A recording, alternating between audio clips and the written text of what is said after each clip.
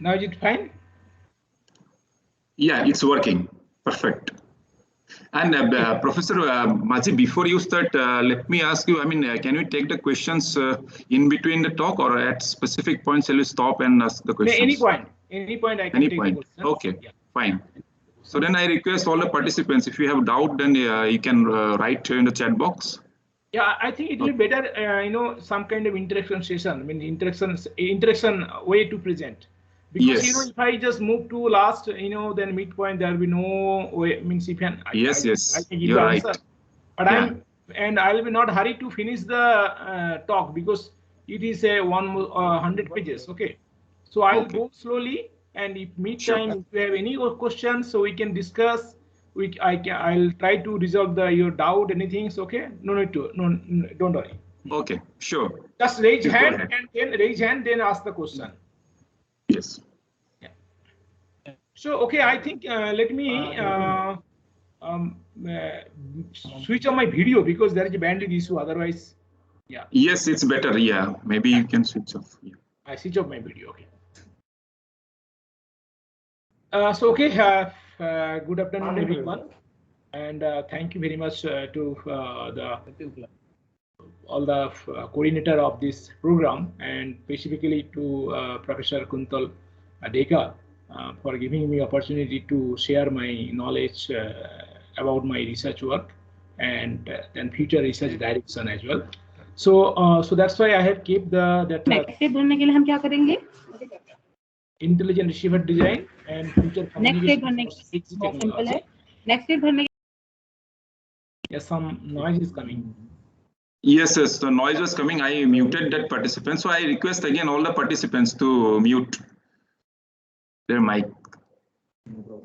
So the intelligent receiver design and future communication for 6G technology.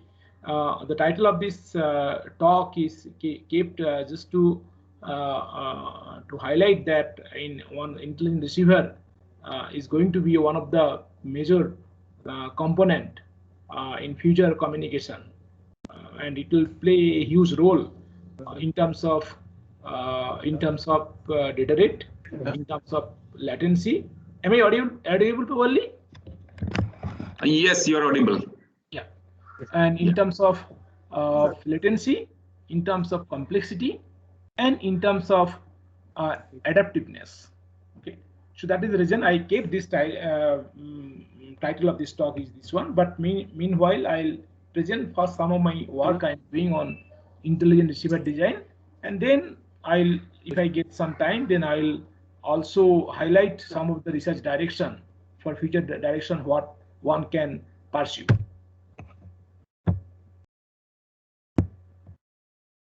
So you see the outline I have kept that first. I'll go through that why we are looking for 5G, 6G. What does it mean? Okay, is it only for data rate? Is it only for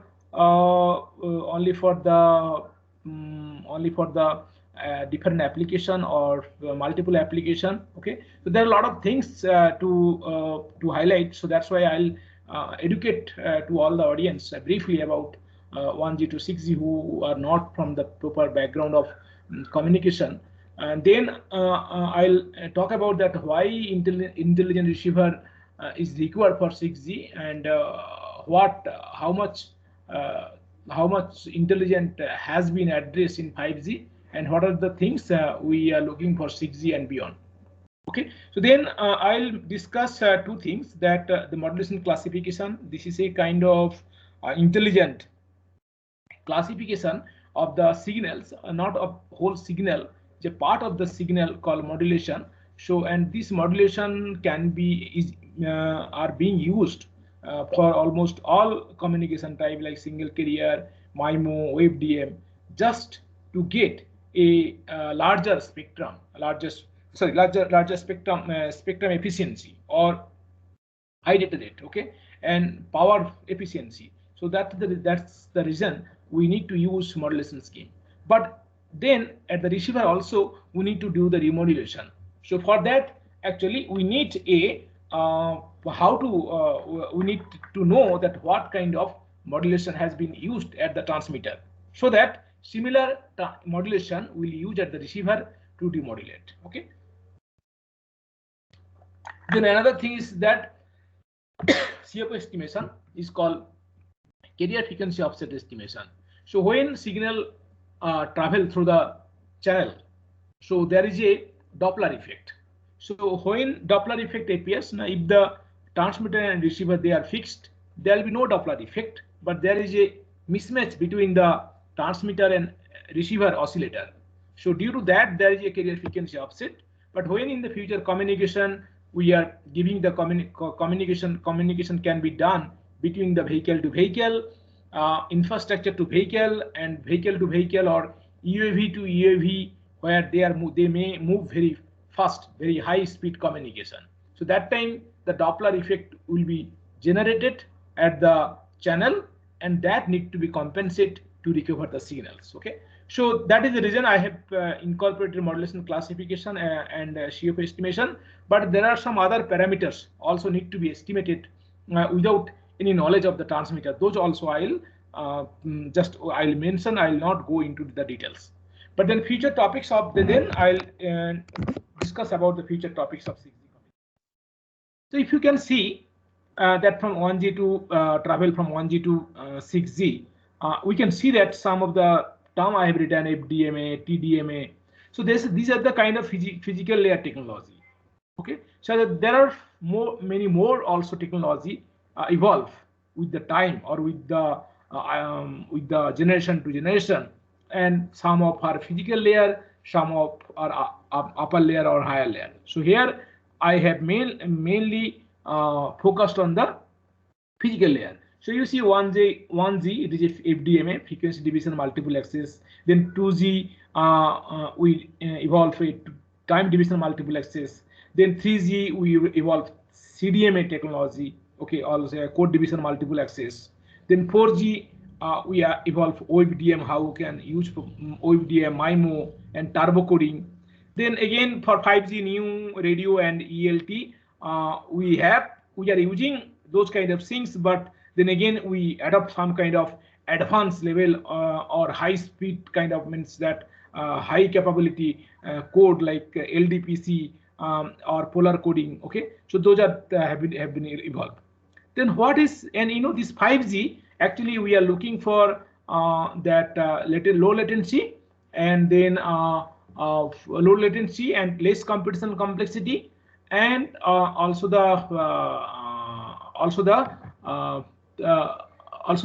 how the system can adopt those kind of technology, and also in large volume. But in terms of the adaptiveness, that transmitter and receiver, they can be intelligent. Those kind of things, although we try to look in this 5G communication, but till date there is no such technology, or no such technology evolved. Okay, might be that's the reason we are looking for 6G communication.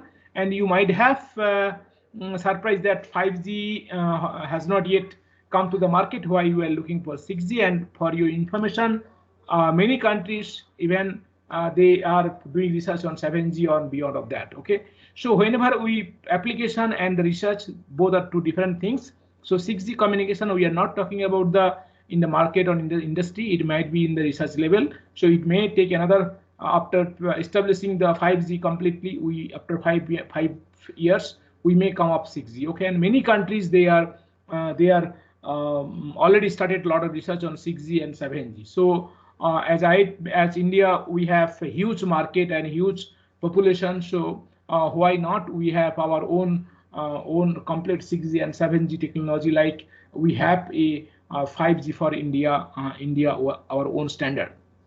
So this is the basic concept for 1G to 6G. Now, if we look at the meaning for that, sorry, can anybody? What is application and domain specific? What it means? Please mute your mic. Please mute your mic. It is designed for any domain, particular domain, not for general applications. So we have seen already automobile application. Sorry, Professor Maji. You can continue. Yeah, but you can mute to all, right? I can mute, but you will also be muted. Then in the morning there was some problem. Yeah, So that's why. today there is a team. There is a problem with team. The same we are facing. So you mute all, then you unmute only to me. Okay, let me try. Okay. Yeah, mute all, then you unmute only to me.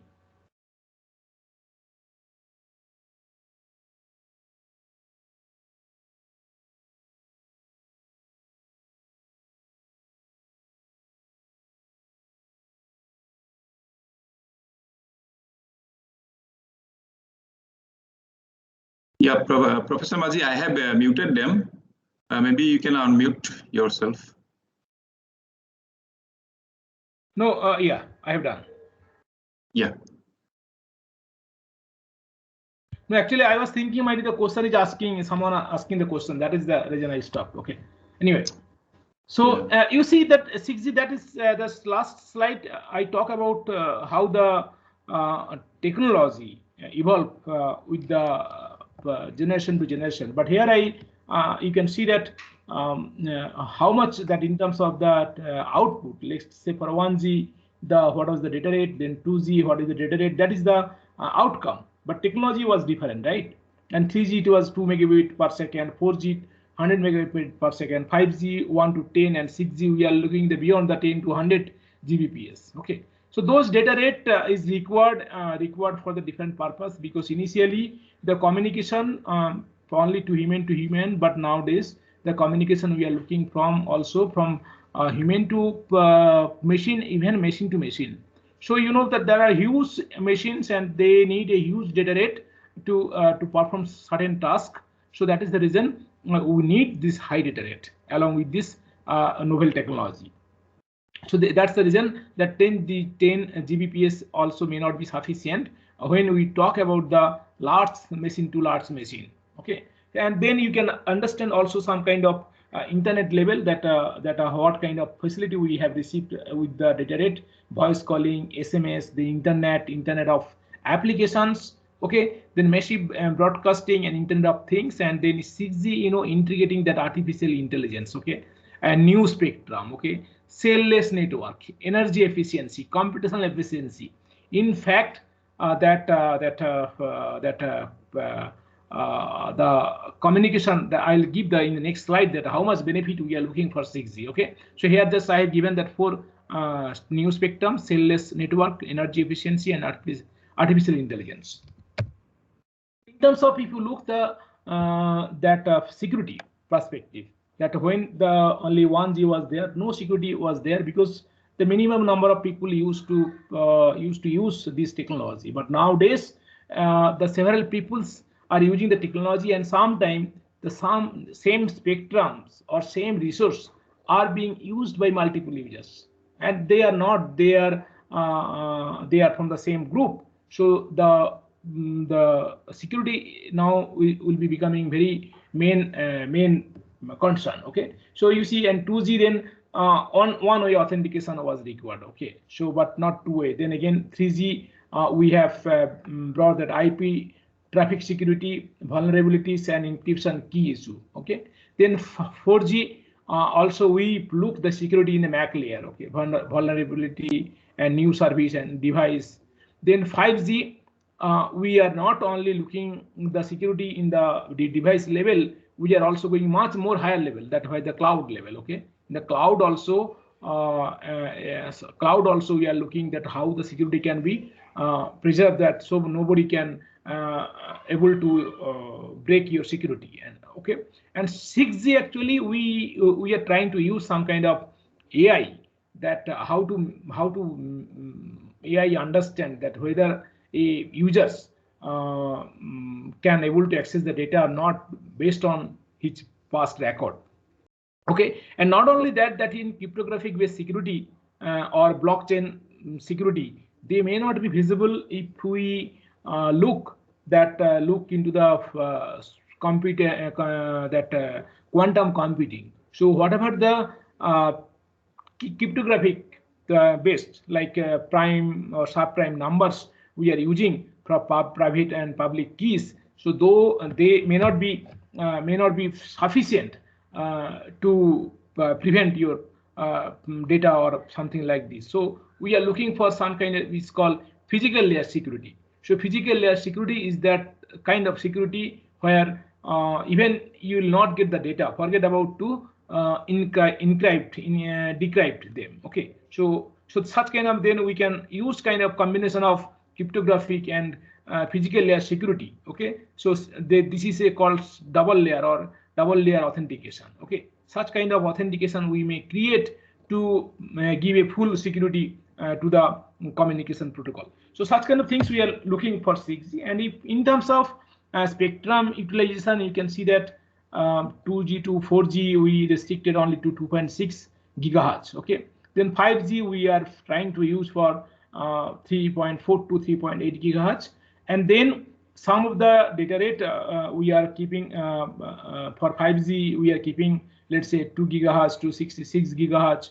We are trying to keep reserve for future beyond 5G. And 6G actually we are looking even for the very high spectrum 95 to, this is all are the proposal level, not yet finalized, that you can see that 95 gigahertz to 3 terahertz, and then beyond 3 terahertz or 430 to 730, this is terahertz communication, and all are coming under the 6G communication. So you can see that once we increase the higher frequency, the distance will be reduced and so many other things will be, but the data rate, everything will be go very high. So then we have to also add up so many things, that how the people can be sharp for the long distance, all these things. So that those kind of solution we have to find out the solution for those. And also the other things that that health issue or the electromagnetic noise, all these things also we need to look that whether those kind of communication will harm our people or not. But obviously with a certain limit, all the technology will be evolved. So if I talk about then the motivation of why one will look for the adaptive communication, you can see that 5G communication was the three things was that massive machine type communication, ultra reliable and low latency communication, and enhanced mobile broadband, so that they can able to serve to the smart city, smart home, and voice indicated device, and gigabyte storage capacity, and 3D videos, and augmentation reality, industry automation, mission critical application, and self-driving car. Okay, but you see the self-driving car, all these things also need a kind of AI, and then this one. But all these things, that time efficiency, spectrum efficiency, power efficiency, and cost efficiency, those can be partially addressed by this adaptation of automation and physical layer. This means that if we use adopt this automation or adaptation in physical layer, we need to transmit less number of training sequence or pilot data, so which are actually redundant. And then those redundancy, if we somehow reduce, and if we are able to communicate signals, then you see, since data get reduced, so my spectrum will be improved. Okay, then it will need a less time to compute. It also need less power, and obviously, so for all this less, so cost efficiency. So the adaptation or automation in physical layer, already we have kind of software defined radio, but they are not intelligent. So just what you have to do, that whatever software defined radio exists for whatever the technology, we need to bring the automation over there. That's all. Then what are the things we initially looked, we had looked that enhance the mobile broadband, all these things partially can be addressed by this technology. So this is the main motivation of 6G communication, why we need adaptation at the transmitter and receiver. Means transmitter receiver, they will not have any knowledge. For example, in nowadays, whatever mobile device we use, the mobile device know each and everything, the parameter of the base station. Let's say what data rate is no, is known. If it is not known, then base station use certain kind of pilot to communicate, to inform to the mobile users that okay, next time my data rate will be this one, okay, or my number of sub-carrier will be this one. But what will going to happen this adaptive communication if transmitter changes something for some constant? Let's say my channel is very noisy. Now he cannot use some very high level modulation scheme, so he can switch to the BPSK. But that information no need to convey to the mobile users. So mobile user automatically can get the information, and then they can able to do the work. Okay, just give me 1 minute, please. Yes, sure. Yes. So now, so the motivation is, I hope the motivation is clear, that why one. So then in the futures, the receiver, that the mobile station, mobile device, okay. So you no need to know that what data rate, what modulation scheme, what frequency even. So those things will be immaterial. So so that obviously the spectrum efficiency, capacity, everything will be means the real data rate. Okay. So whatever data rate we say that how many bits we transmit, but out of 100 bits, 50% may be redundant. They are used for some certain. But I'm not saying that 50% will be removed redundancy data. Even if we remove 5% or 10% or 20%, so those will be a huge achievement for the communication. So here I have just a 5G and 6G, what the things are different, that I'm saying that, you know, data rate, the packet data, what we looked for, that what we mentioned for 5G, it is a 1 to 10 gigabit per second, and for 6G we are looking even greater than 100 Gbps. Okay, then extreme coverage. So you can see that the coverage will be everywhere. New coverage area, for example, sky, sea, space, everywhere we can able to. Nowadays the communication only 2D communication. Okay, so but this communication can be 3D communication, and extremely low energy and cost. You see, energy is one of the major issue in the communication. So we are looking that that communication, the device maybe no need to charge.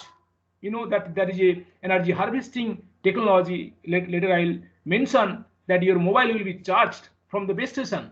So or even if it is not fully charged, so even if you charge only once, you may use for 10 days or for 15 days, like this. Means minimum, because most of the time some partially charged will be done by the base station. So those kind of things, extremely low latency. That as I said that now latency is less than 10 millisecond, but in 6G it will be 1 millisecond latency. So latency means to reach your signal from the transmitted receiver. So and also the extreme high reliability. So now you see this is only 99.99 reliability, but in 6G we are looking for 59. You can see that 99.99999. Okay, and extremely massive connectivity. So massive connectivity device means 10 millions per kilometer square. So currently it is not like this. So in a kilometer square, so this number of devices will be there who will be using the communication. So this way that 6G is a large volume than the compared to 5G communications. Okay, so these are the temporary range of 6G from 90 gigahertz to 3 terahertz. So but this is just a working group and they are working on it, but not yet finalized. It needs some time. Okay, so just I have here whatever I told, that advantage of 6G and 5G. I have just gathered the information that how much latency is required, how much reliability is required, the mobility. You know, mobility, it's a 500 kilometer for 5G. For 6G, we are looking 100 kilometer per hour. It means that we are also trying to communicate to UAV to ground station, or our from the air for aeroplane to ground station communication can be possible, because they are moving 100 around roughly 100 km per hour, and then still we need to have a communication. So there are so many advantages for 6G or the beyond communication. Okay, so 5G only achieve few things. Okay, so now if I look that what about the objective that 5G intelligent receiver. So intelligent receiver, I should that people say different way. You can say that intelligent is DR, or some people also name it universal receiver. So what does it mean? That it will have only one receiver, and it can receive different kind of modulation signals, different kind of multiple access. You see in this case WebDMA, CDMA, even TDMA, all this can be received by this one. Okay, but for example nowadays that if we talk about the our Wi-Fi use only WebDMA. Okay, it cannot use TDMA. Okay, but in the intelligent receiver it can use either the both. Okay, so then also WiMAX signal, LT signal. So you see then currently the mobile we are using, there are multiple receiver transmitter. They have Bluetooth transceiver, they have GPS transmitter receiver, and GSM transceiver, Wi-Fi transceiver, and many more transceiver. So that is the one of the reason if you switch on all the or if you are using all the app simultaneously, so then your power get exhausted quickly, right? But if you use only one or minimum number of receiver, obviously the power will be required less, and you can use the device for longer time. Okay, so there is a lot of motivation for doing this one, but then there are a lot of challenges. Okay, so let us come to the challenges. I have given here single carrier systems. Single carrier system, you can see that we are receiving the signals. Then after receiving the signals, you can see that we need to do some kind of coarse estimation, that what kind of IF intermediate frequency present in the signal, because you know the when signal received through the channel, there is carrier frequency offset and mismatch between the transmitter and receiver oscillator. Due to that, there will be whatever IF you are supposed to trying to get, that you will not get. Okay, so then we need to estimate this, what IF carrier is. It is fine carrier frequency estimation means what IF carrier you are trying to get. Then once you get that IF carrier, then you can easily get the baseband signals. Then once you get the baseband signals, you can get the symbol rate estimation, and then once you get symbol rate estimation, you can do the modulation classification. Then after the modulation classification, still there will be timing offset, frequency offset. Timing offset because due to the difference time between the transmitter and receiver, there is a propagation time, and different users are transmitting from different places. So different users, the reaching time at the receiver will be different. Okay. Similarly, carrier frequency offset, the different users are maybe traveling with different speed from the different angle from the base station.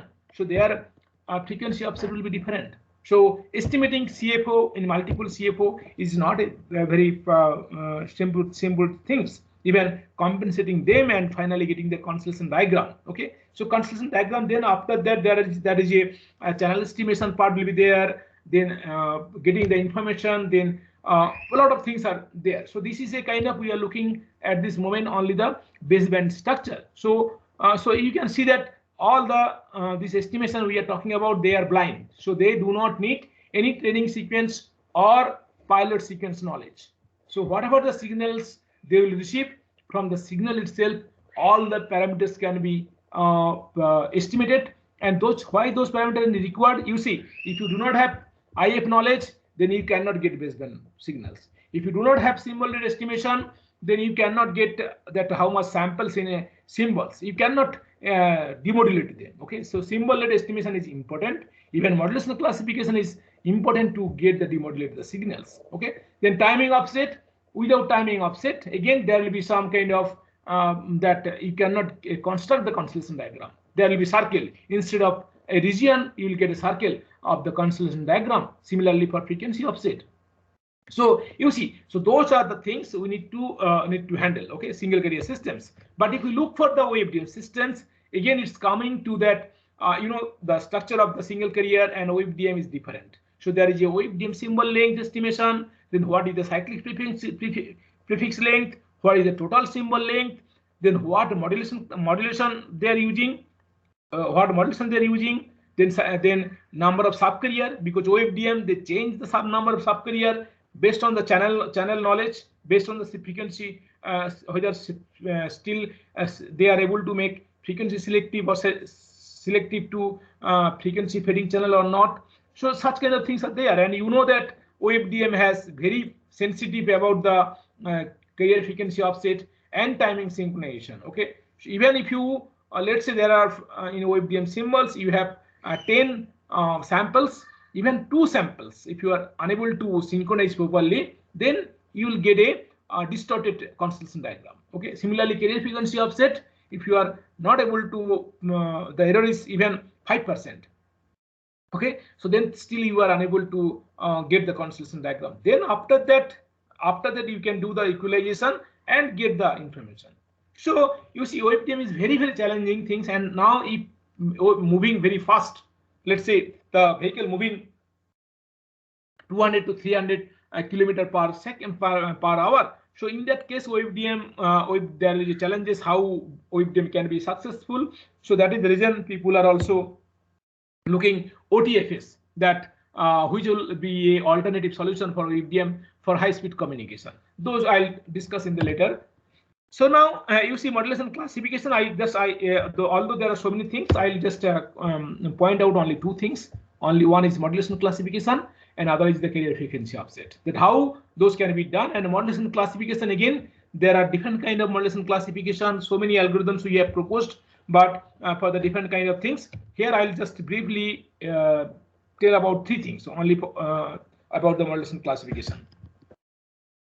So now you see that in the modulation classification, this is the receiver received the signals, then they converted to the baseband signals after bandpass filters. Then from this signal processing, we do some kind of signal processing. We extract the features. Let's say BPSK has one features, QPSK has different features. So by observing their features, we try to classify that, okay, this is a BPSK, this is a QPSK. Okay, so then after the features we classify, then we pass to the, okay, this is a BPSK. Okay, if the BPSK signal, then we'll use the BPSK.demodulator to get the data output. Okay, then after that the channel equalization part there are other part we'll be doing. So the benefit of the classification, where you are using at the, let's say, front or at the first step. This means you do not know a lot of things. We do not know carrier frequency offset. We do not know symbol timing offset, symbol, the cyclic prefix, number of carrier frequency offset. So if you can estimate any kind of estimation at the advanced level, so then that is a very great thing. So that is the reasons modulation classification we are using here. So another reason that, let's say, people may ask that why you are not doing the carrier frequency offset or timing synchronization at the beginning. Yes, one can do, but you know that that sometime to estimate to synchronization or carrier frequency offset, that the modulation level of modulation scheme may be required. So that time we need to do first modulation classification, then we can move to the synchronization or carrier frequency offset. But in the some case, let's say that modulation classification also needs some kind of knowledge of synchronization or carrier frequency offset, then you can place carrier frequency offset or timing synchronization at the advanced level, and then you can do the modulation classification. So this is the how requirement you have, and what is the more challenging things, and so based on that you replace your estimator. Okay, so it is this, but here in this case, whatever estimator I have put, that is based on my system design model. Okay, so one can change those. There is not an issue. So now let me tell you that why that what is the blind and what is semi-blind. Okay, so you see input data. This is the transmitter left hand side. That input data, that signal can be modulated BPSK, QPSK, and 16-QAM. So one may ask why I need to change the modulation scheme. You can see that the channel is not fixed. Sometimes it is raining, sometimes it's night time, morning time. Okay, there is different situation, different dust kind of things. So channel is always changes. And also sometimes the transmitter receiver, they are traveling, they are walking. Okay, so then the channel is get changed. So let's say channel is ideal. So then why one cannot, why always may try to get a very high data rate, let's say 16 QAM. So then he may transmit 4 bits at a time. So this is a huge spectrum efficiency. But let's say channel is suddenly degraded. Okay, so then he cannot communicate this 16 QAM because channel is abruptly changes and is not good. This time they have to just continue the communication instead of looking very high data rate as capacity. So that time the system want to move to DPSK. So that's why, and there are a lot of modulation scheme. Even nowadays, people are looking at 1024 QAM, even more than that. Okay, so then there is a huge option to increase your data rate. But then meantime, the modulation also need to understand what modulation scheme has been used. You see, in the case of semi-blind, the top one, first signal processing. Semi-blind means some of the knowledge they may know. What I said that timing offset may be known, symbol offset might be known, number of carrier frequency, and many parameters may be known. And then after knowing all these things, and those things, to know those things, they need some kind of signal processing algorithm. Okay, so then they do the modulation classification. On the other hand, the bottom one, I have mentioned that blind modulation classification or BMC. This means that modulation classification take first, then you do the signal processing like timing, synchronization, carrier frequency offsets, or other things you can do later.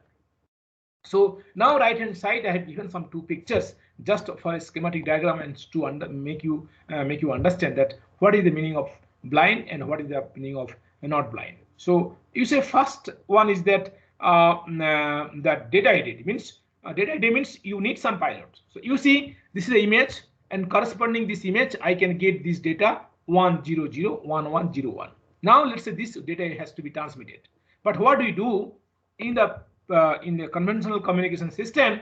Instead of sending this data, we insert some redundant data. These shaded regions, they are pilot or some redundant data. Now at the modulation classification, what they do, they use this, and this redundant data, no, they insert based on the modulation scheme.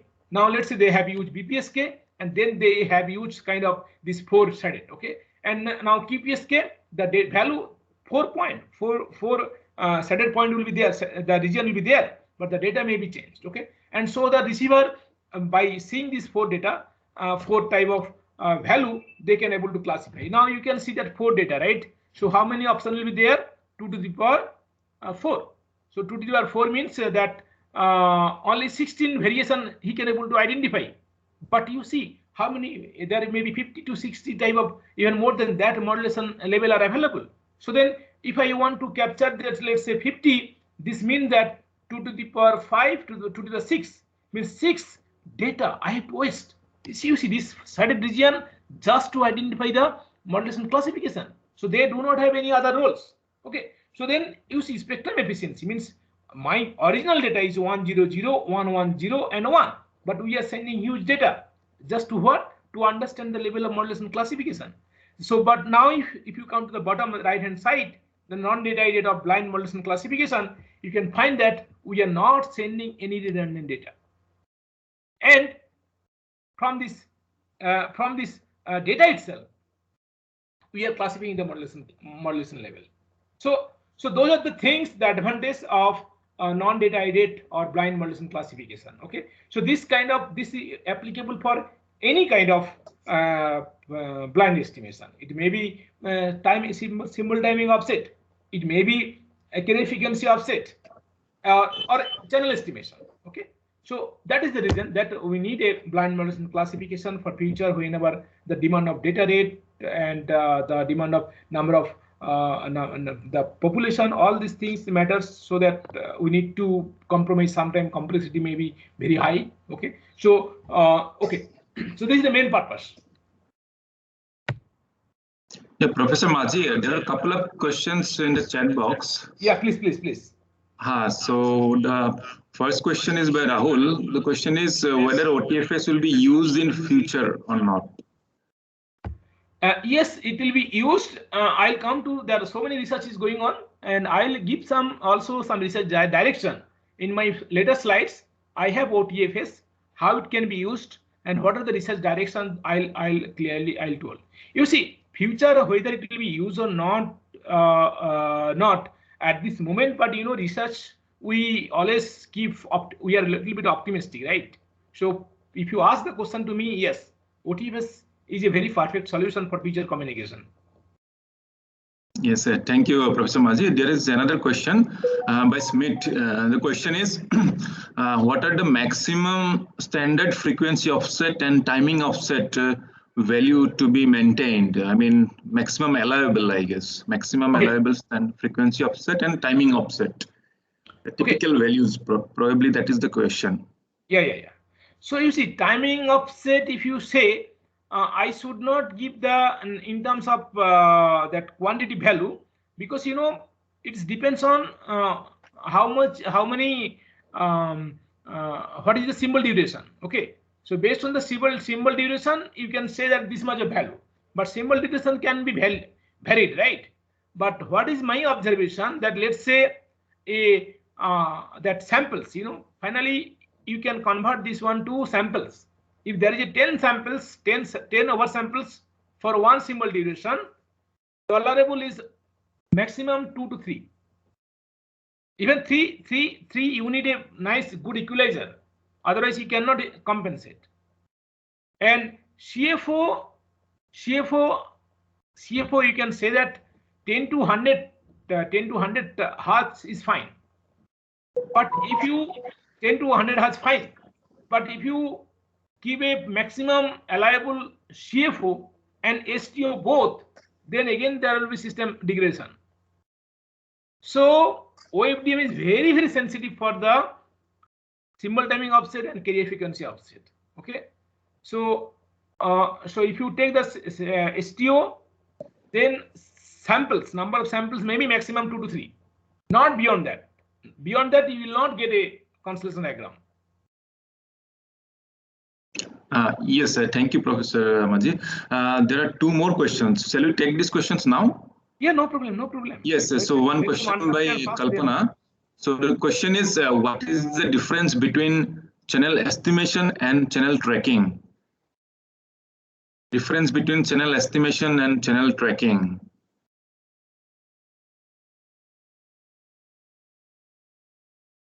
Channel tracking. Yes.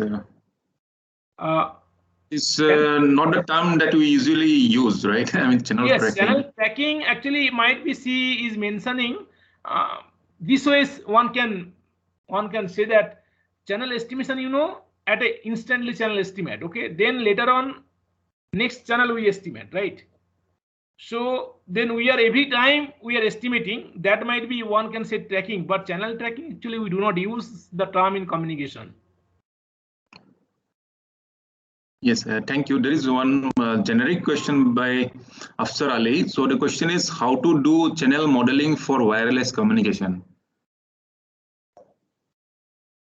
So you see, channel modeling, there is a huge kind of things. You can do the experiment by do the experiment. You can do the modeling the channel, okay, and by theoretical you can do the modeling, okay. So for example, that let's say relay fitting, okay. So relay fitting is a one kind of model, okay.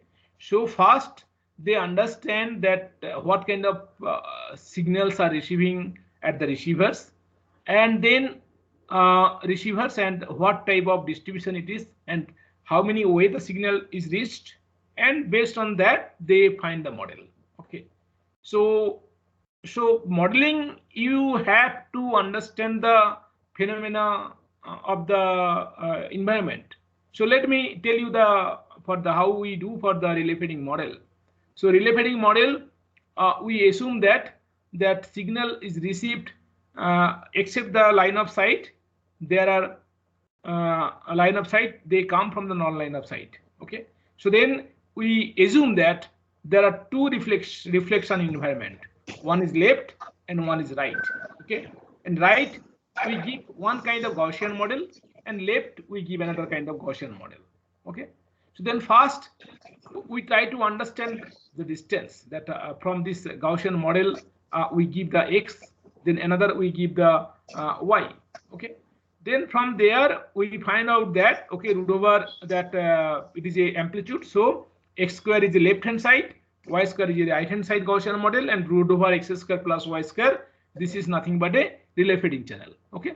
Then from this model 2 we convert to the polar model. Then we find that root over this r into e to the power all these things we find no value. That is the model. So this is just for a simple example I have given. So then there is assumption.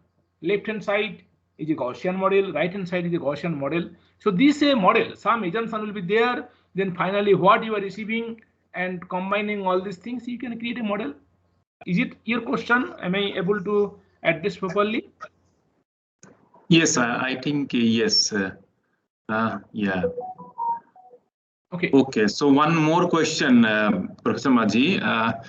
Basic question: why QAM is used instead of PSK? 16 QAM, 64 QAM. So the question is why QAM instead of PSK? Yeah, I got the questions. Okay. So the audience cannot talk to me. Yeah, I mean, yes, they can speak. But yeah, Izaki, so please unmute. Yeah. Yes, sir. I can. It's a basic question, sir. I know, sir, but I have. I'm having a doubt on that. When I compare PSK and QAM, and I always found that QAM gives more bitter rate. Then why do we prefer QAM instead of PSK? Okay. No, my question is why we use BPSK rather than the QPSK sometimes to get the better results. Yeah. Why? BPSK. Let's forget about the QPSK. Efficient use of bandwidth, sir. So we are going for QPSK. No, but one can say that no, that is fine. But let's say for the good environment is the so the my channel is not good. I need to then why sometime we move to the lower the BPSK, right? Yes, sir. Yes, sir. Why? Why? Okay. Anyway. Sorry. Yeah. Sorry, sir. Sorry, sir. I don't know. So chance of error is more. Yeah. You see we look the constellation, the distance between the constellation point. Yeah, oh, okay. So you see 8 PSK, right? 8 yes, PSK, all the constellation diagram only on the circle. Oh. Okay. So the distance between any two nearby circle on constellation diagram is very less. Okay. Okay. And bit error rate is bit error rate is always distance by noise something, right? Yes, sir. You calculate bit error rate is whatever there is equilibrium distance. Okay. Okay, sir. Yeah, I got it. So that is the reason, because 16 QAM we do not place only unit circle. We place them also other place. So the distance we try to keep the distance as much as maximum. Okay. Okay. So sir. 8 PSK, even 8 QAM is there, Yeah. Yes, sir. Yes, sir. I know.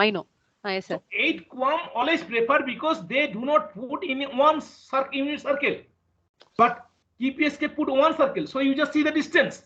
Okay, sir. So that's why QPSK we get higher bit error rate. Polytechnic में तो आपकी family thank you sir Okay. So that is the reason. Even that always when we go higher level, rectum is good, but due to the Euclidean distance, and this Euclidean that distance, okay, the distance we choose. If you see the basic capacity formula, C equal to B into log 1 plus 1 plus S capacity, right? Yes, sir. Yes, sir.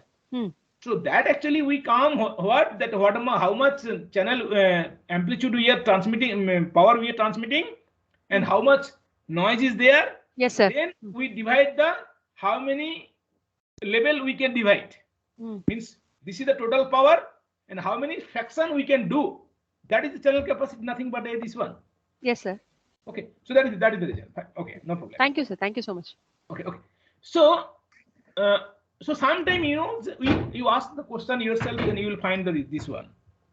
So yes, there are no other questions, Professor Majhi. You can proceed. Okay. Just a minute. So Now I move to the objective here, motivation and objective. Already I told the motivation and objective. Just give me some time, please.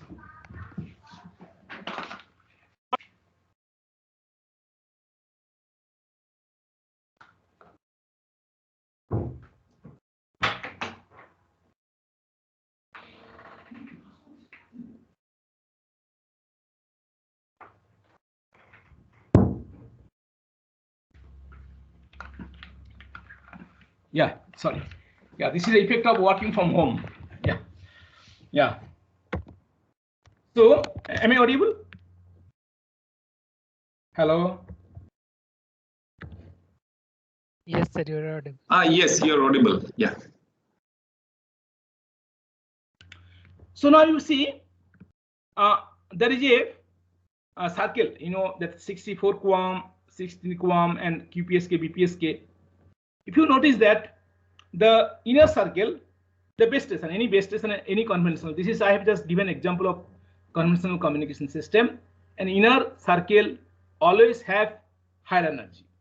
So higher energy means they can be reached. The channel is the nearby users. They are nearby users, so they can transmit more power and receive more power. So that's why the base station, the nearby users always prefer to use high level modulation scheme. Okay, and so the data rate will be very high.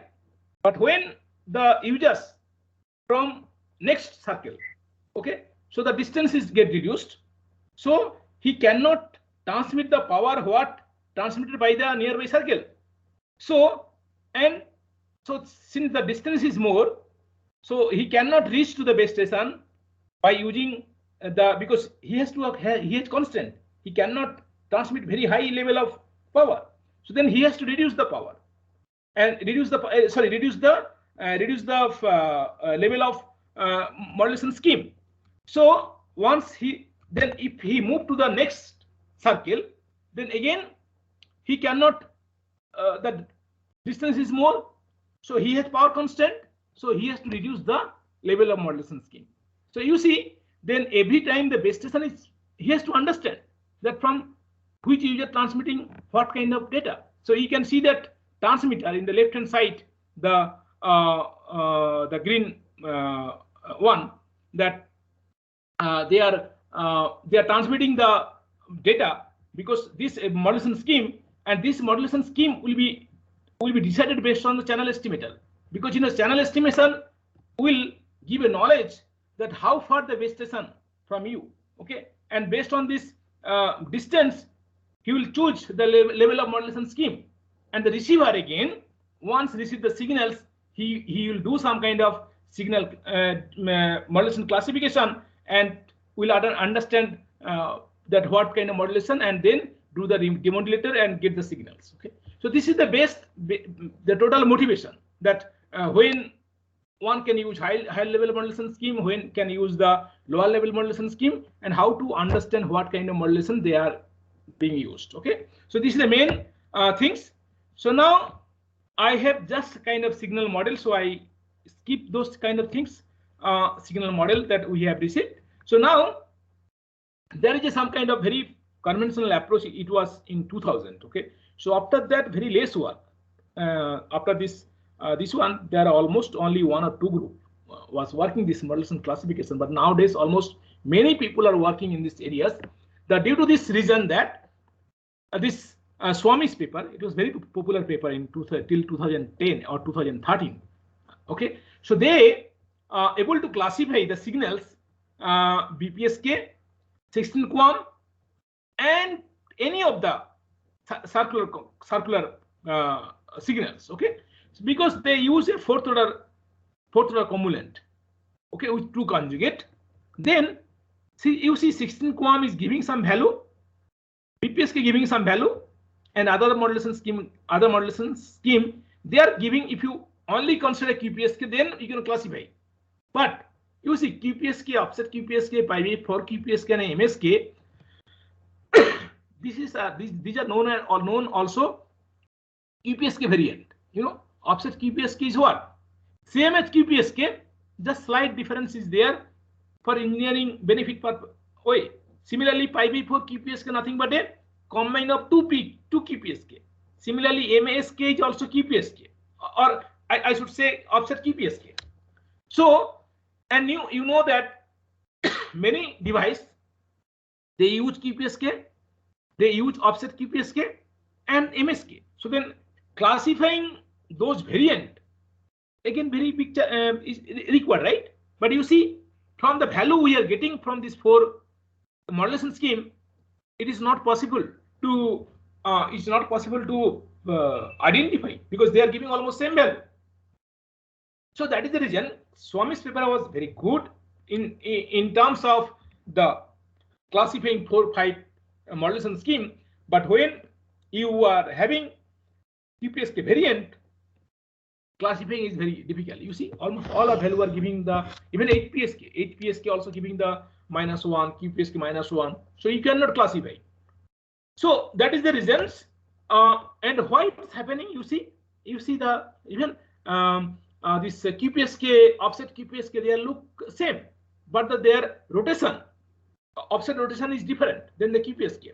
Similarly, if you look the pi by 4 QPSK, then their rotation also different. But you see QPSK, offset QPSK, pi by 4 QPSK and then 8 PSK, they are look like same. But pi by 4 QPSK transmit 2 bits at a time, and 8 PSK transmit 3 bits at a time. So they are not same. Somehow they are different. So then we need to classify that what kind of modulation scheme they are using. Then we have to use similar demodulation scheme. Okay. Now what we have done? So they had used some kind of elementary cumulant, but we moved to the cyclic cumulant. So there is elementary cumulant, cyclic cumulant is a statistical rigorous method, some methods, tools. So I am not going to details about this one. One can understand what kind of, just you can see that I have used some kind of tool, the cyclic cumulant. Okay. So what kind of cyclic cumulant we have used? We have used second order and fourth order cyclic cumulant. And what is second order cyclic cumulant? Let me tell you. If you have signal yn, you just multiply these signals. Actually some shift. In this case, we have taken 0 shift, and you bring the signal to the cyclic frequency domain. Okay, you see, this is after some time varying correlation, we brought this signal to a cyclic frequency domain, and you can see that from the second equation that they are giving some peak at 2 omega c. For the 2 omega c is a carrier frequency, or you can say that intermediate carrier frequency. Now, this second equation can easily be implemented by squaring and taking the Fourier transform. Okay, so why it's happening all these things, you have to read the things. So then you can see that if I plot these signals, I'll get a peak at twice of the IF carrier. Okay, so that is the things we can do for second order cyclic cumulant. Similarly, we can use a fourth order cyclic cumulant. So what you do again, it's very easy to implement, and we can see that the peak appear, the right hand, the sigma V4. Okay, so these are the noise term. So you can see that peak appears at alpha minus 4 omega c. So whatever carrier frequency, you will get peak at the 4. So now comes the real picture. So if I plot the signals, you can see that somehow my slides is not visible, right? Is it visible, the bottom one? Yeah, bottom one is not visible. Maybe you can go to normal mode only for a few seconds, and you can go back to slide mode. Okay. If you click, now it's visible. Now it's visible. After that, you can again go back to slide mode. Yes. Okay. So you see the cyclic spectrum of QPSK is the left hand side and QPSK right hand side. You can see the peak appears at 4 omega c. So now from the peak only you cannot able to classify. So we need to do something. So what you have done that, but you see the QPSK, the symbol it can be visible, but for offset QPSK symbol are not visible. They are kind of noise level. Okay, why those are things that I can explain later on. So but you see then they have distinct features in terms of symbol rate, but in terms of carrier frequency they are not, they are unique. just only amplitude difference. But amplitude, by using this amplitude difference, you cannot classify the signals. This will be a very big challenges to classify this just by amplitude level. So that is the reason what we can do. We can go to the baseband signals. Okay, baseband signals, and this is IF signals, and IF carrier frequency in this case is 5 megahertz. 5 megahertz. So we are getting, you see, 20 megahertz. 5 into 2, 5 into 4, because at 4 omega c, no, at 4 omega c. So that's why 5 into 420 carrier frequency. So now, but if we go for the pi v4 QPSK, same, the fourth order cyclic cumulant, we can see that peak appears at 4 omega c plus minus omega s by 2. Omega s is nothing but a symbol rate. Symbol rate. So you can see that peak appears 4 omega c plus omega s by t, 4 omega c minus. Easily by visualization, one can distinguish that pi v4 QPSK is different than the QPSK and offset QPSK. Similarly, if we draw the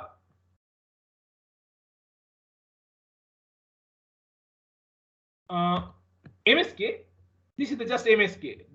There is written only MSK. So MSK, you can see that peak appear 4 omega c plus 2 omega s. Omega s again the symbol rate. So you can see that it is also distinguished the previously too. So one can gather the information just looking the peak.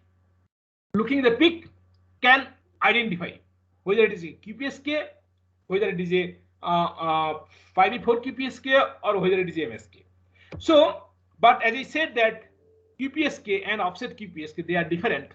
So what I am doing, I'm bringing them to baseband, and after the bringing baseband, you know, this frequency will be appear here.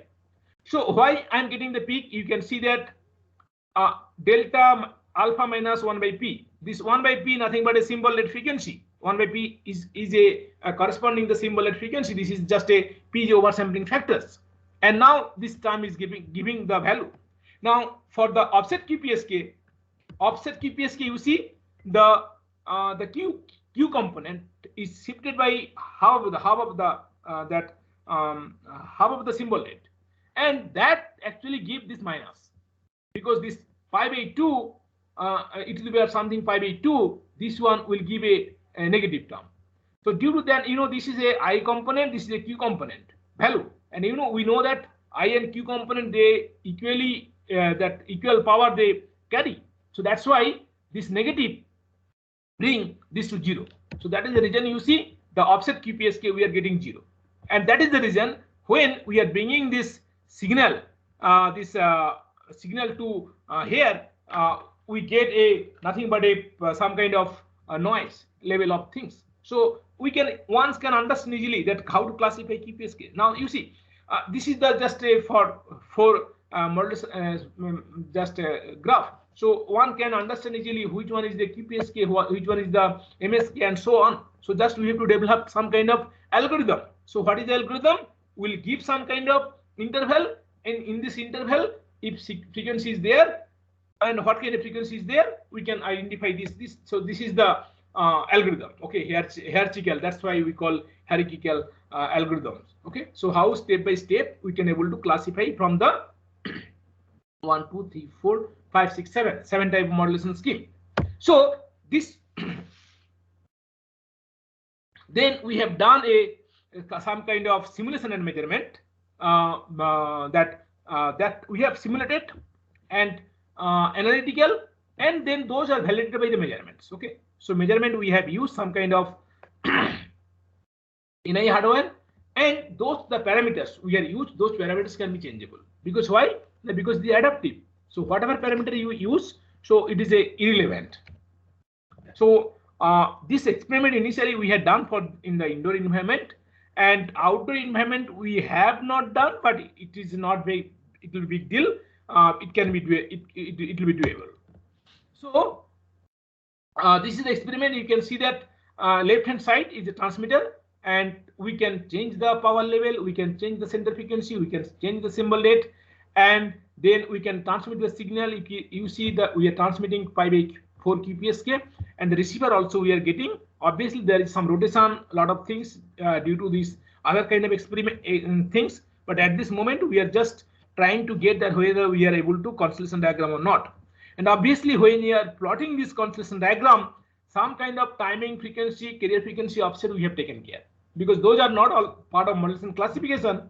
But to get the constellation diagram, we need to have. That is the reason you can see that estimated carrier frequency we are given, and then timing synchronization we have not given here, but we estimated that, those kind of things. Okay, and even to get a constellation diagram, we assume that the root range cosine pulse is used at the receiver. Okay, so those are the assumptions to get the constellation diagram, but to do the modulation classification, those things are not required at all. So you see the left hand side, we have given the measurement results and then simulation results, and we can find that at the 5 dB SNR, even 16 dB SNRs, they are giving almost 100% accuracy, 100% accuracy for the classification problem. Okay, and you can see that we have compared also this work with existing work like elementary cumulant, maximum likelihood methods, and you can see that their performance maximum till even maximum up to the 95% accuracy. Okay, even they are having below the 95% accuracy. Okay, so these are the comparison results we have given, and this work already we have published, although we carried this work for 5 years. Then I think it is published in 2017. Okay, so similar kind of work we have done. I think how much time I have left? Another 20 yes, minutes. Professor Mazzi, another 20 minutes, but you can, extend. There is no specific deadline. Okay, so okay, but then I have so many slides, so let me skip something because I need to move some kind of 6G communication. Okay.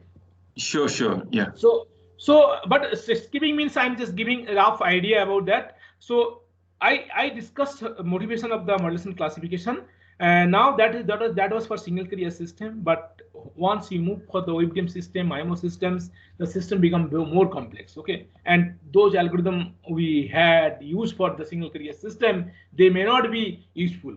Just simple reason. Let me tell you why it's not work.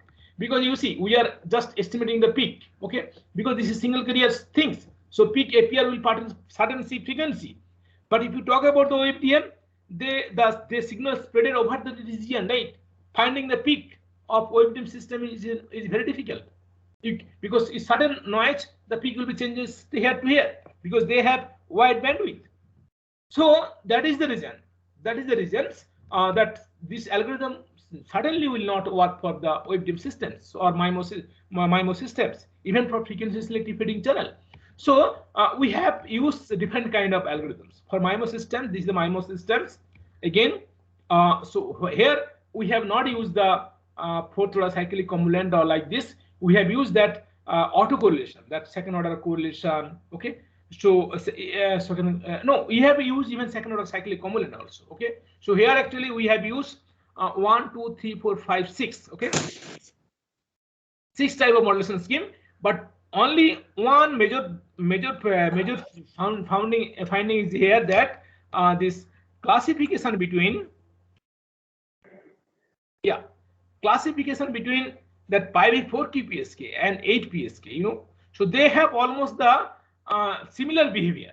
Okay, so what we have taken here, that we have taken the odd samples and even samples, because Pi/4 QPSK, as I mentioned, that Pi/4 QPSK and 8 PSK, they give same constellation diagram, right? But Pi/4 QPSK use 2 bit at a time, 8 PSK choose 3 bit at a time. So classifying them, it was a one of the open problem for a very long time, because how to classify this same constellation diagram.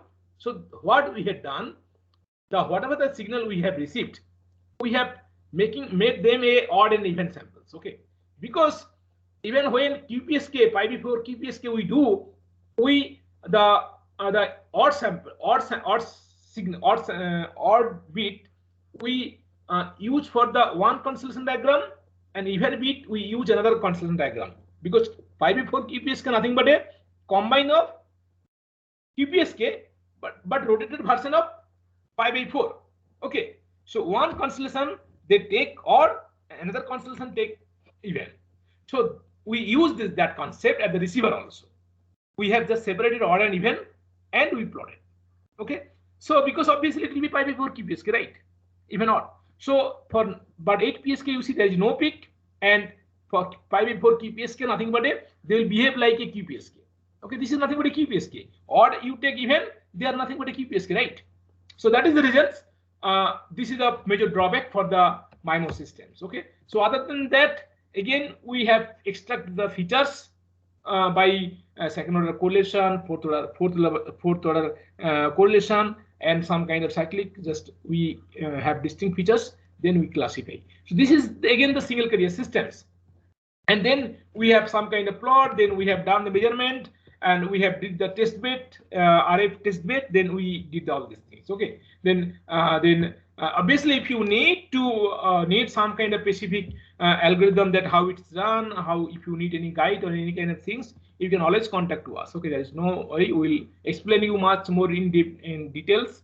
Okay, and we can pass you some of the MATLAB code we have, so that you can work on it and you can proceed further. Okay, so those help we can able to do it. Okay, without any result, without any credential or any kind of things.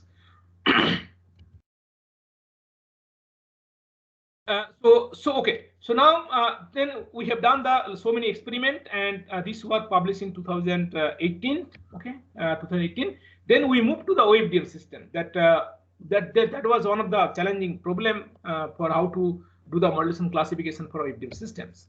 So just roughly I tell you that OFDM system has a such kind of the cyclic prefix, then OFDM symbols. Okay, then the last bit we copied to the front. Okay, and okay, so then I'm not going to details of OFDM block diagram, all these things you can able to understand, I think.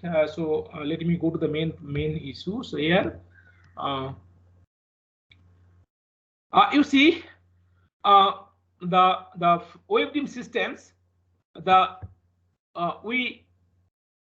Sami's paper, they had done a elementary cumulant in the time domain, but here actually signal we are modulating in the frequency domain, and the classification also we are doing the frequency domain. Okay, so they are almost same. So we have used the similar kind of constant approach, but we have done it is in a frequency domain, and Sami's did it in time domain, and he done for the single carrier systems, and we have done for OFDM systems. So the synchronization issue, let's say timing offset and carrier frequency offset, they are the major problem. So those we have addressed here. So otherwise the method is not so critical. Okay, stage 1 we classify this one, and stage 2 we classified this BPSK and QPSK. But the major problem you see that when timing synchronization is there, this timing tau, okay, and this tau, if you divided this is a whole one frame, the top is a one frame. So if there is a tau timing offset present in one frame, that will be distributed to all the OFDM symbols. So if timing offset changes, then every OFDM symbols same changes will be there. So that when you calculate some kind of higher order cumulant, they are nothing but a kind of amplitude, the distribution of amplitude. So this amplitude always depends on this timing offset. So when we try to find out some kind of classification threshold, so this threshold we could not able to fix. Why? Because the variation of this fourth order cyclic cumulant or whatever, they are changing with this timing offset. Okay, and that was the major issue. Major issue. What we have done? No, we have to nullify the timing offset, which one random, because these are random time to time. So and they are instantly. So every time whatever timing offset we have received, we nullify, creating another random variable theta u. So this theta u actually nullifying your tau, okay, and giving a particular value. So it helps us to find a threshold and classifying them. Okay, so just mathematically, I'm not going to details mathematically. I can see that you can see that we have introduced this one, and we are finding kind of this one for MSK 16 QAM offset QPSK, but BPSK and QPSK they are having the same, so we are unable to find threshold. So we use another method to classify BPSK QPSK. But other signals, let's offset QPSK, 16 QAM, MSK, they are distinct value. So we can create a threshold value and we can classify them. But the thing is that if we do not, and then if we do not use this nullifying the theta equal to 0, you can see that all the value they are placing almost in the same places. So we cannot use any kind of threshold to classify them. So this is the problem we had faced, and solution what we have done, we make theta u some a uniformly random distributed. Okay, and still I believe there are a lot of work left here, because you see this that we have used some kind of fourth order cyclic cumulant, then we can classify. But this actually this how this value, if we put theta equal to some value, and then how we can reach to this distinct distribution, it is mathematically we have not proved, just we have proved shown by simulation. Okay, there is a mathematical rigorous derivation is there. Okay, one can how this is happening, that can be done. And one thing again we are assuming that R1K, R2K, they are the QPSK. But what happened, that next R2K maybe not QPSK, maybe BPSK, and R3 will be another modulation. So how will you understand that in one frame there are multiple number of modulation scheme? Means what I'm trying to say that, let's say at some time you have to switch from the QPSK to BPSK or 16 QAM to this one. So when you are switching, and receiver does not know that which time you are switching from one modulation scheme to other modulation scheme. So receiver what will know, they'll capture the frame, right? So and what he's receiving, that let's say he has captured some data, let's say 1000 data, and with 1000 data, 200 data maybe from the BPSK, and rest of the data may be the QPSK. So then how will you classify, how will you this one? This is another open problem. So if you can solve and mathematically show the things, so that this will be another things for what? Okay, so this way that OFDM is also a very then similarly we have also done the some experiment on the OFDM and the measurement and classified and test our the comparison has given with the existing work, and we found that our work is very that's a very promising technology, and this work we have published in 2020. So and now another problem we are doing, that how to classify. This is just you see 6 or 7, but there is a 50 or 60 modulation classification things. You propose a modulation scheme and classify not only 6, even not only not 50. Even if you classify 16 or 20 modulation scheme or any kind of higher level QAM modulation scheme, it will be great work. Okay, so many research work still open in this direction. Okay, and here even just we have given some order of that how what is the complexity of the system. Okay, and we have proposed kind of things. Okay, so that again I said that CFO estimation, but let me skip, because otherwise it will take too much time to make you understand how we are doing the cyclic prefix carrier frequency offset for multiple users. Okay. So as I said, NOMA, you might have heard, and NOMA has power domain NOMA, codomain NOMA, and power domain NOMA also there is a sparse code multiple access technique. Okay, there's so many work need to be done. NOMA, the beamforming another, how double beamforming you can do, and how modulation classification, CFO estimation, STO, all these things, channel estimation, you can also pursue in this direction. That how the NOMA and NOMA is very for high spectral efficiency communication. Okay, and in future there are shortage of frequency or bandwidth availability. So we have to move to this NOMA technology to accommodate more number of users. Okay, so and how does it work? And you can see that in the cluster, they have multiple massive MIMO, and they can create a clusters. Okay, there is a 1, 2, 3, 4 clusters, and every clusters.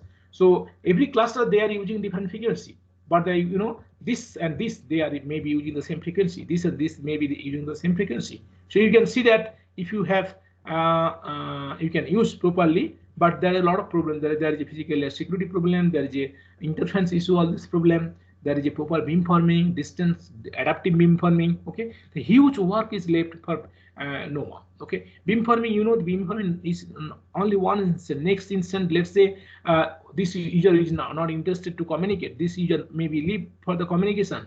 Then again, you have to find some kind of another cluster, and this cluster may be shifted to near or maybe shifted to further. So then, how you can control your beam with time to time? This is called a dynamic beamforming technology. Okay, and people are moving, so how you can increase your beam, then and how the channel estimation, from the channel estimation you can understand the knowledge of distance of the users. Okay, and how the speed, because based on the speed you also need to move your beamforming. And also if you want to serve large area, so your beaming region also will be wider. But then that time you may not cover for the longer distance. But if you want to serve for longer distance, the number of users also will be reduced. Then that time your beam has to be number of beam has to be reduced. Okay, so you see dynamic beamforming management, all this is another research game. Okay, so one can pursue for this direction. Okay, and also sparse code multiple access. Okay, so they use different kind of code which are not orthogonal, but they are somehow orthogonal. Okay, so those kind of sequence you can there are a lot of people who are working on sequence design, and you no need to work sequence design, but you can see how those sequences can be, because sequence design is mathematical part, although my group working on sequence design, but how those sequences can be applicable to interference reduction. You know, there is a multiple access interference, there is a multi-path access interference, there is a multi-antenna interference, there is a carrier frequency of inter-carrier interference, and symbol timing interference, and those kind of interference, you know, you can even able to address by using such kind of coding mechanism.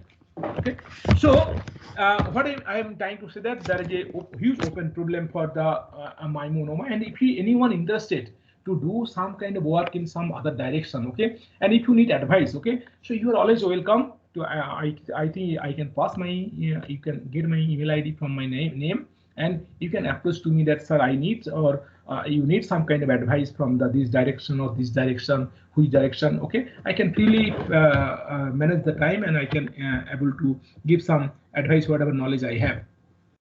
Then intelligent reflective surface, you know that 5G even have not looked this about the IRS. So this is a totally future 6G and 7G communication. What is this? You know, it's a very simple device.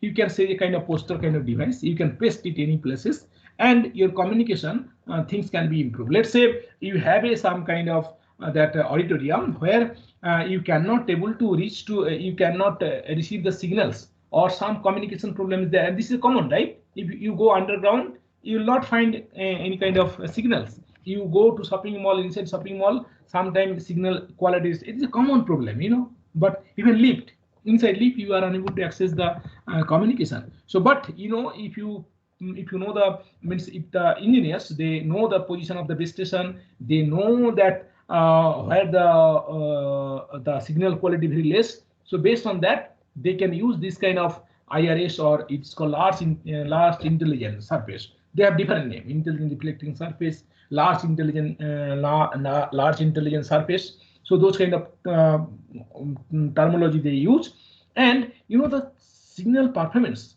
get very improved, because you know this is nothing but a massive MIMO.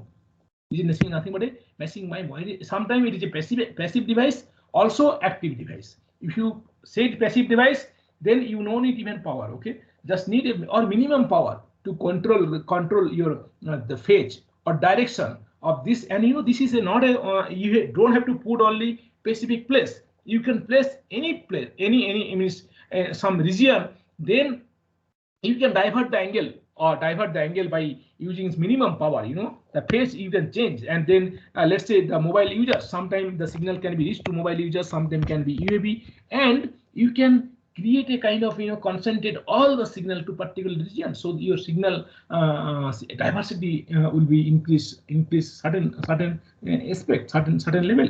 So this intelligent reflections, then what kind of work you can do? There is a lot of work.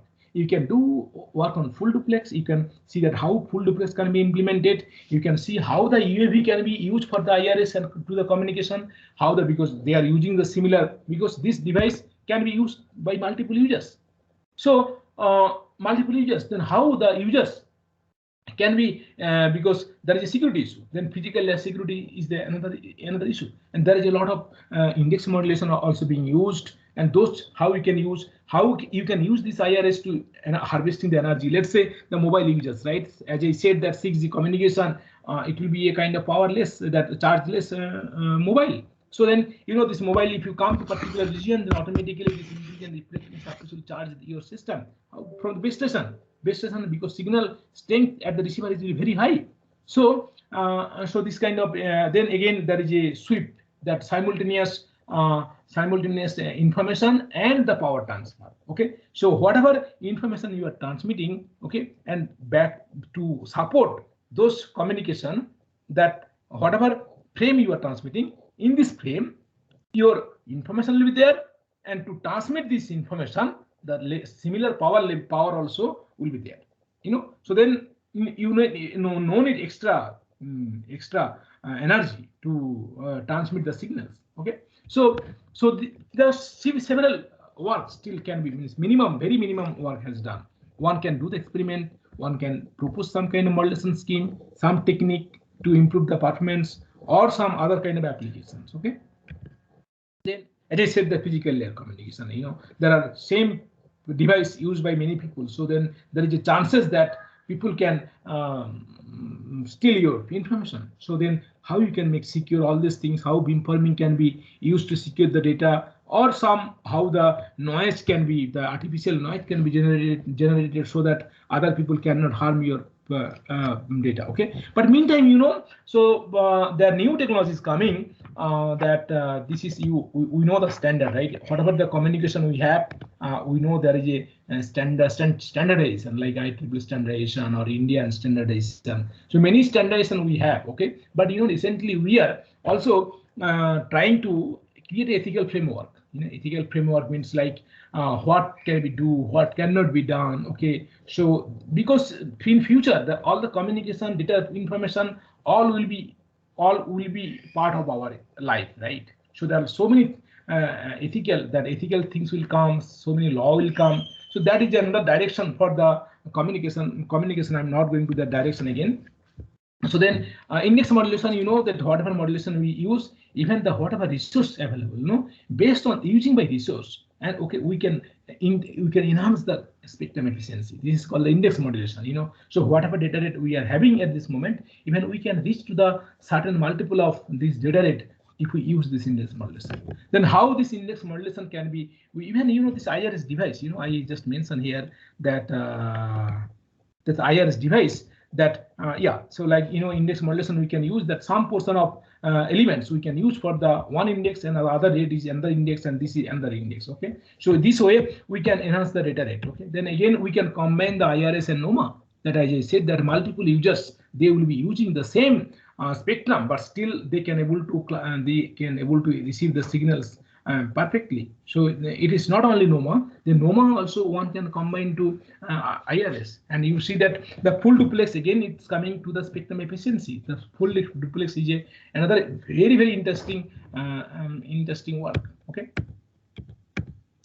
and again that high mobility communication, I just said that nowadays the communication only 2D or 2D. Okay, but future that you know, after 5 years, 10 years, I believe that there will be huge number of UAV, and they will try to communicate to ground station, and even not, they may be a base station. the mobile base station. Let's say some emergency happens, some disaster, there's some disasters happen, and then all the base station maybe they have broken or they may not be working. So then you can send a best UAV there, and UAV will be communicate to the satellite or some kind of farther base station, and it can relay the communication to you, and only 1 hour, 2 hours your mobile device can be active, because you know that if some certain earthquake or something, that the entire region get collapsed, even for the cyclone or kind of things that people cannot communicate, even for to provide minimum service. So the place are not visible. So due to many reasons, okay. So 3-4 days, even 1 week, 5 weeks, 1 month, the communication is not proper. But in future, the UAV also can be work as a base station, and at emergency situation, they can provide you the service or communication. Okay. So and then it is not a 2D communication; it will be coming to the 3D communication. Okay. So then how all this will work? Then how UAV is moving very fast. Okay, so then in a high mobility, how the CFO STO will be taking place, that is the major issue. That is the reason people are coming to OTFS, because this OTFS has a lot of advantage, because you know this the delay, they are working on delay Doppler domain. So even there is frequency, carrier frequency offset or STO, so they can easily be estimated. Okay, but again this way area is, I believe, less explored. So there again, that how this huge data rate, how this channel can be estimated, how the STO can be estimated, CFO can be estimated, modulation classification. A lot of work is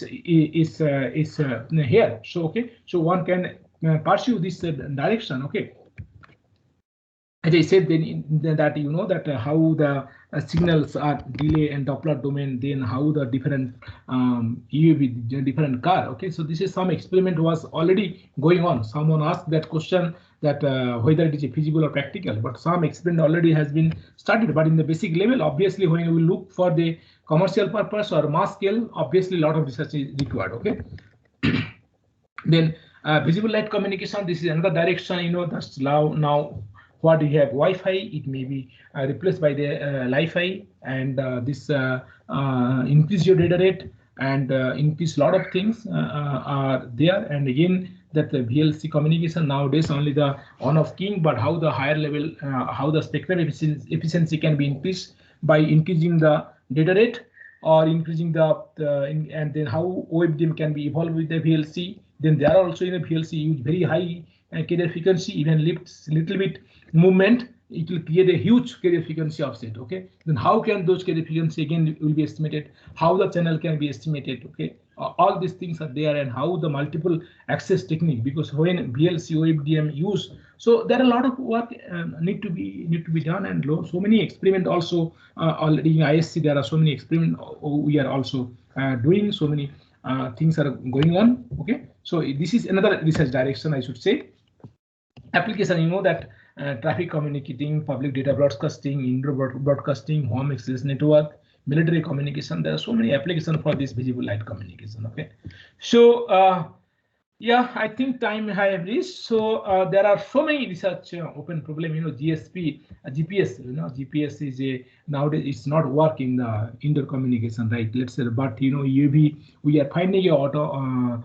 UAV, unmanned aerial vehicle communication machines to deliver the your postal package or your Amazon packet, all these things. Okay, but need a very high accurate positioning algorithm. Otherwise, there are so many accidents. Okay, but then for that GPS algorithm is not enough. So we need to find the real-time kinetic algorithm, but you know nowadays the device is very costly. So how to bring this technology which can be used for the all people? Okay, so this is another technology. You can see that and communication.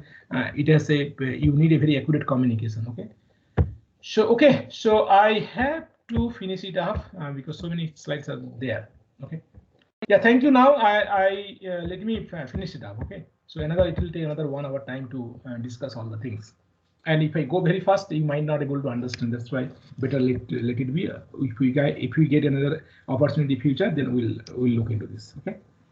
Yeah, thank you very much. And I'll be happy to take the questions or discuss the things. If you have any doubt, any things, okay, we can discuss. Yeah, thank you, Professor Mazi. You have covered almost all the technologies of 5G and 6G. There are a couple of questions. Yeah. Let me start with this one. It's from Rahul. So he wanted to know about some open problems in IRS. Maybe you can also see the screen. I mean, in the chat box, it is written, share open problems in IRS for research. I think you have already covered. Yeah, IRS, I already mentioned a lot of things. Yes, no? I think That you have already covered. You can do the full duplex, you can do the channel estimation, you can do the beamforming, you can mix the NOMA, and you can do the dynamic beamforming, as I said, no. And what kind of modulation scheme, like there is a partial modulation, index modulation, okay, energy harvesting also I told. And then I also told that the physical layer security, there are a huge problem in IRS. Even one can try the experiment. Why we are moving only theory algorithms? Do some experiment. And doing IRS chip is not costly, but I do not know whether it is available. But it's not too costly. It's very cheaper. Yes, I think you have answered that in the presentation itself. So, and there is one more couple of questions. So from Susmita, so please explain one more time how using index modulation in IRS is beneficial. I think you have explained how to use index modulation for IRS. Maybe one more explanation. I have not given the exact explanation. I just touched, that I said that in IRS also we can use the index modulation.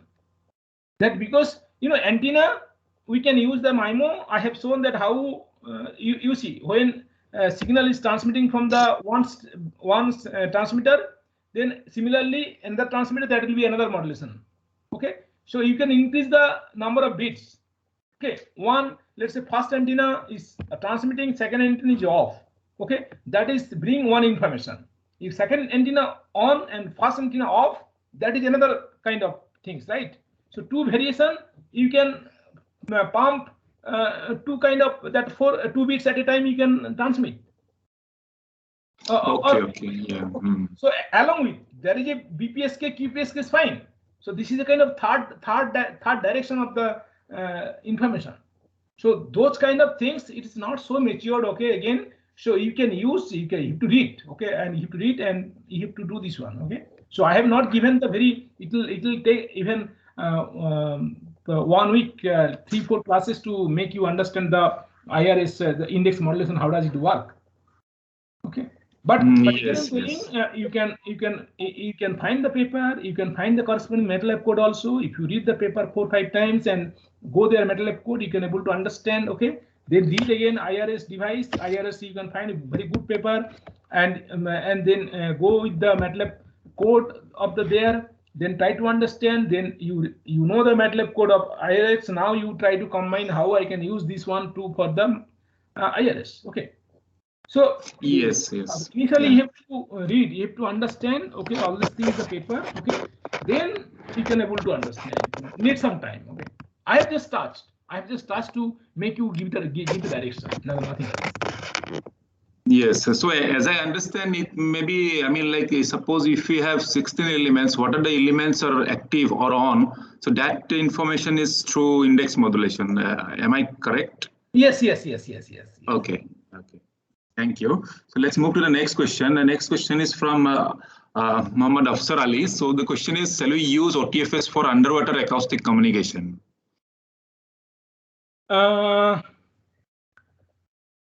Yes, one may use if they are trying to keep the high speed, but I do not know what speed he is looking for, because I do not even know that what is the speed in underwater communication. Okay, yes. If the speed is beyond 100 km per second, then I think one can use. But is it there is a submarine they are moving faster than 100 km per hour?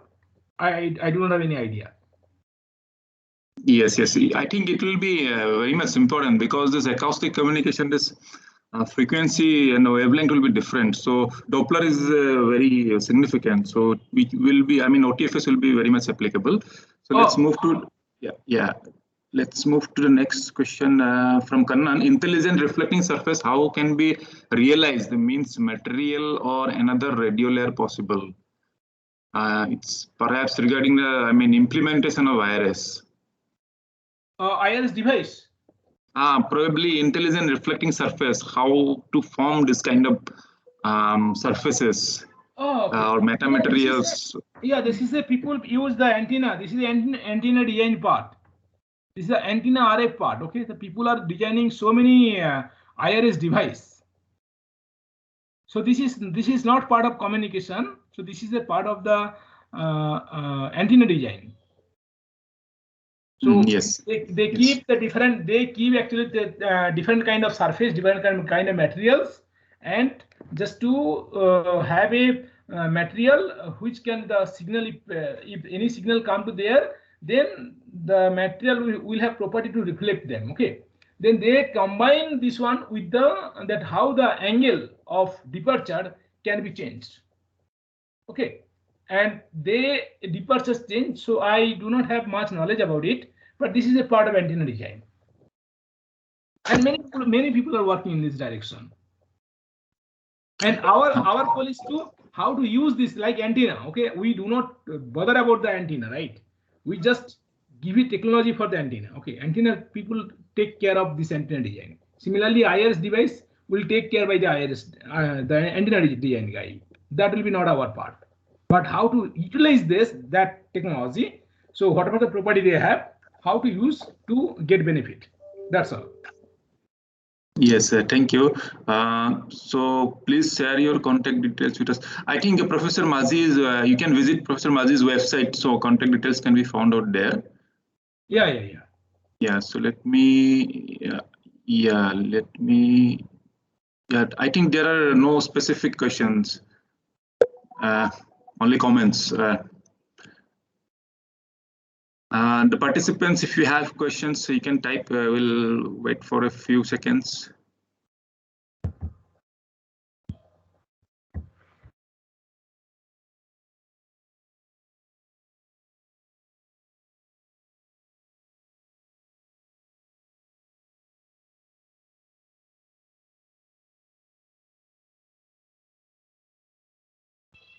Yes, Professor Mazi, I guess there are no further questions from the participants. So I thank you once again for sharing your knowledge and a couple of open problems that you have shared. I think definitely it will help everyone, including us also in research. So hope to see you in future somewhere. Yes. And okay. Anyone, if any doubt, you can send me email. Okay, if I not able to reply in 1 or 2 days, but surely I'll get back to you. Yes, thank you everyone for attending. Thank you, Professor Mazi. Yes. Yeah, thank you. Bye. Bye.